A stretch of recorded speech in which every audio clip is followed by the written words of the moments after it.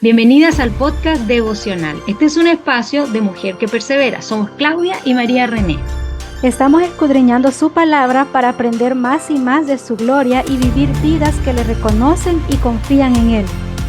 Bienvenidas. Salmo 50, un salmo de Asaf, cuyo tema principal es el juicio de Dios que se extiende por toda la tierra. La justicia de Dios es un atributo hermoso, mientras no sea distorsionado por un entendimiento entenebrecido. El salmista quiere llevarnos hacia un entendimiento claro, por el cual nuestra alma puede ser alimentada y alentada. El salmista comunica que el Dios de dioses, Jehová Dios, justo es. Veremos al dividir el salmo que la justicia de Dios se revela por medio de su plan de redención. Dios es Dios de Israel, aunque su intención siempre fue revelarse al mundo entero por medio de Israel. Dios eligió un trasfondo súper especial, nada menos que un pacto matrimonial. Cuando entendemos que toda la historia es instrumento en las manos del Creador, revelando la gran perla de valor, ciertamente venderemos todo y nos dedicaremos a conocer y adorar al Redentor. Es cuando empezamos a dejar atrás toda novela romántica, imaginaria, que no hace más que distorsionar la revelación extraordinaria de nuestro Redentor. El amor de Dios se conoció con mayor claridad en la cruz del Calvario, tal como lo dice el apóstol Pablo en Romanos capítulo 5, versículo 8, mas Dios muestra su amor para con nosotros, en que siendo aún pecadores, Cristo murió por nosotros. Hermanas, el amor de Dios se revela también en su juicio. Veamos, Dios dice que no dará por inocente al transgresor. Lo encontramos en Números 14:18. Veamos cómo cobra impulso el plan de redención cuando Dios dice que no dará por inocente al transgresor. Nos preguntamos qué esperanza tenía Israel y qué esperanza podríamos tener tú y yo. Jesús, el Redentor, diseñó el plan exactamente para revelar su amor por medio de la justicia. Su justicia no podía ser sobornada. El pecador no tenía cómo saciar su deuda ni cómo aplacar la ira de Dios. La única esperanza era que alguien tomara su lugar. ¿Un sacrificio? Sí, hermanas. El hombre quedó totalmente destituido de la gloria de Dios en el huerto de Edén, desnudos y avergonzados, como nos dice Génesis 3. Pero Cristo tomó nuestro lugar y así la justicia de Dios acentuó aún más su amor incalculable como terciopelo negro para resaltar el brillo de un diamante.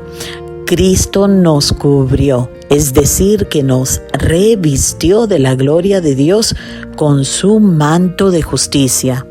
Así como lo dice Isaías 61:10, en gran manera me gozaré en Jehová. Mi alma se alegrará en mi Dios porque me vistió con vestiduras de salvación. Me rodeó de manto de justicia, como a novio me atavió y como a novia adornada con sus joyas.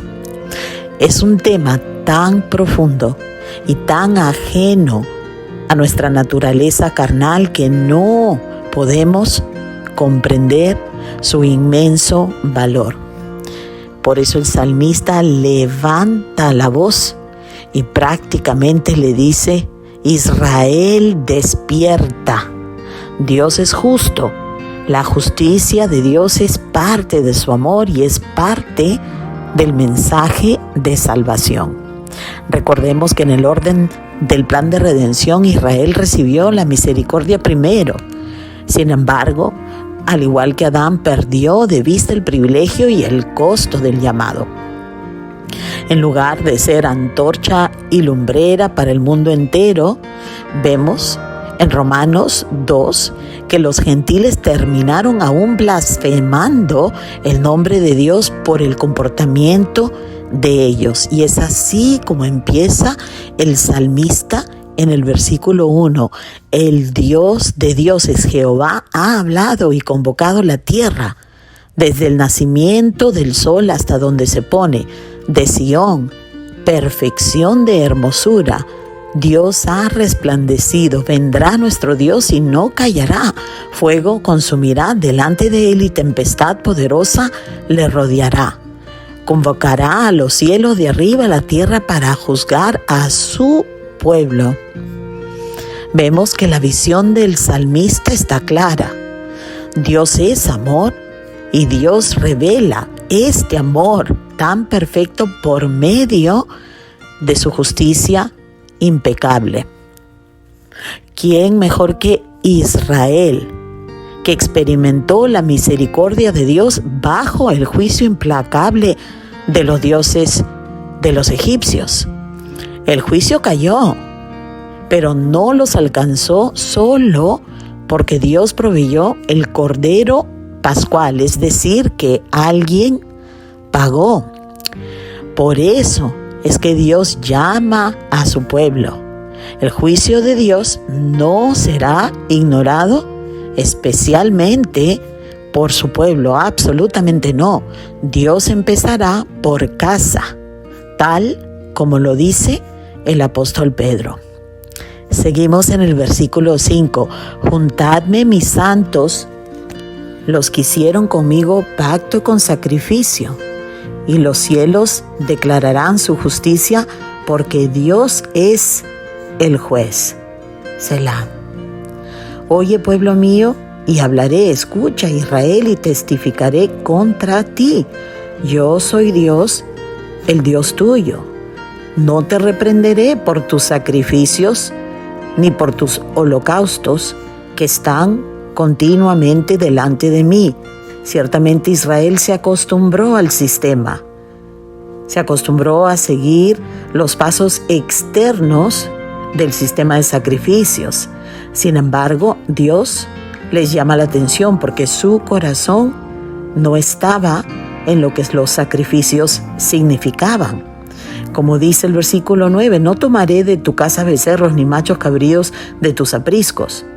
¿Por qué? Porque mía es toda bestia del bosque y los millares de animales en los collados.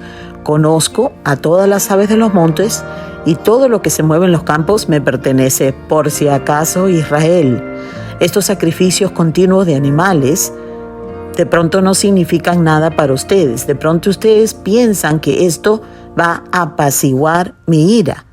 Esto es lo que está apuntando al Cordero de Dios que algún día vendrá para hacer el sacrificio, el único que podía cubrir todos los pecados, pero ellos se habían acostumbrado a los rituales. Y lo mismo podemos hacer nosotros. A la iglesia el domingo, el estudio a mitad de semana, un par de devocionales y pensamos que de esta manera estamos apaciguando a nuestro Dios. Sin embargo, Dios dice, si yo tuviese hambre, no te lo diría a ti, porque mío es el mundo y su plenitud. ¿He de comer yo de carne de toros o de beber sangre de machos cabríos?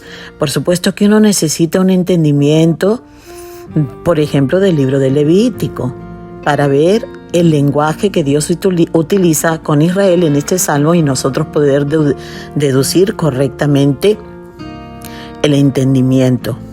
Pero Dios no nos deja sin aclarar, porque en el versículo 14 dice, sacrifica a Dios alabanza y paga tus votos al Altísimo, e invócame en el día de la angustia, te libraré y tú me honrarás.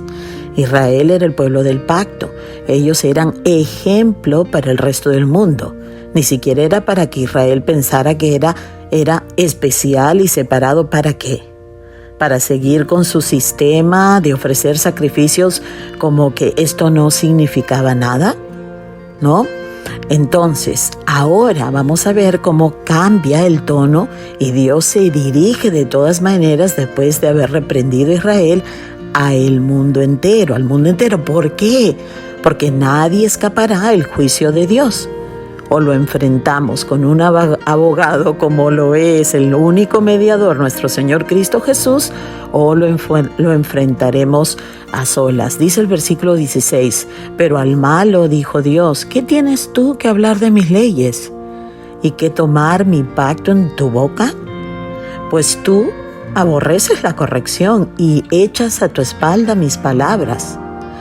Si veáis al ladrón, tú corrías con él. Si veías al ladrón, tú corrías con él. Y con los adúlteros era tu parte. Tu boca metías en mal y tu lengua componía engaño. Tomabas asiento y hablabas contra tu hermano, contra el hijo de tu madre ponías infamia. Esto suena exactamente como la conclusión del apóstol Pablo en Romanos 3, que no hay uno justo, ni siquiera uno. Versículo 21. Estas cosas hiciste y yo he callado. ¿Pensabas que de cierto sería yo como tú? Pero te reprenderé y las pondré delante de tus ojos. Entended ahora esto, que los que olvidáis de Dios, no sea que os despedace y no haya quien os libre. Y veremos como siempre que después que Dios presenta las cosas tal como son, siempre va acompañado del Evangelio, que es el sello de oro de toda predicación, y que todo evangelista, como nosotros, hermanas, debemos siempre implorar a todo pecador para que se reconcilie con Dios, aun como si Dios estuviera hablando por nosotros mismos, porque nosotros que hemos recibido el perdón de nuestros pecados y conocemos la justicia de Dios saciada en el amor del unigénito, pues ¿quién mejor que nosotras para predicar el Evangelio a todo pecador? Y así termina el Salmo precioso. Dice, el que sacrifica alabanza me honrará, y al que ordenare su camino le mostraré la salvación de Dios.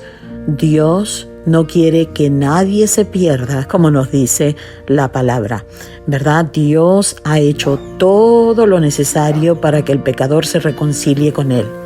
Así que este es el gran ánimo y el aliento para nuestra alma que nos aporta el salmista en el Salmo 50. Dios las bendiga, hermanas.